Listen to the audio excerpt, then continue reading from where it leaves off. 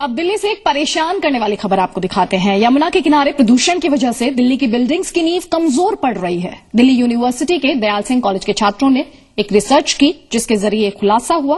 देखिए हमारी रिपोर्ट। प्रदूषण से आपकी तंदुरुस्ती पर असर, प्रदूषण से आपके भोजन पर असर और अब प्रदूषण से आपके मकान पर भी असर। दिल्ली का प्रदूषण बिल्डिंग्स को कमजोर बना रहा है।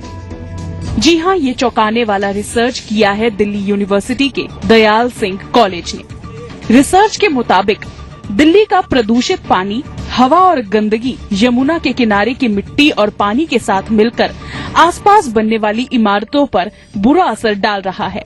प्रदूषित मिट्टी की वजह से बिल्डिंग की नींव कमजोर हो रही है।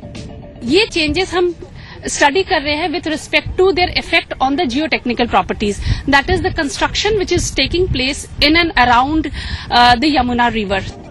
ये रिसर्च दिल्ली में यमुना नदी के प्रवेश करने से शुरू होकर दिल्ली के कई इलाकों में की गई, जैसे Jagatpur, Wazirabad, Geeta colony, ITO, Rajghat power station.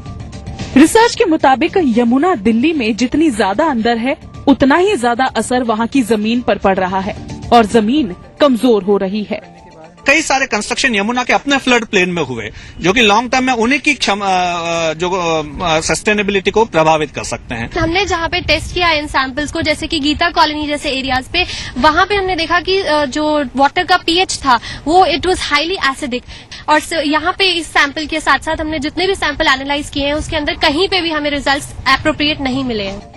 Dayal Singh college के स्टूडेंट्स और central soil and material research की टीम रिसर्च में जुटी है और इस समस्या का हल तलाशने की कोशिश भी कर रही है। यशस्विका के साथ ब्यूरो रिपोर्ट, जी मीडिया, दिल्ली। और दिक्कत यह है कि इस तरीके की रिसर्च पहले भी आ चुकी है सामने, लेकिन कुछ एक्शन लिया गया हो वो दिखाई नहीं देता है और इसलिए समस्या जो है वो जस की तस बनी रहती है। एक छोटे से ब्रेक के लिए रुकना है, लेकिन जी न्यूज पर खबरें जारी है।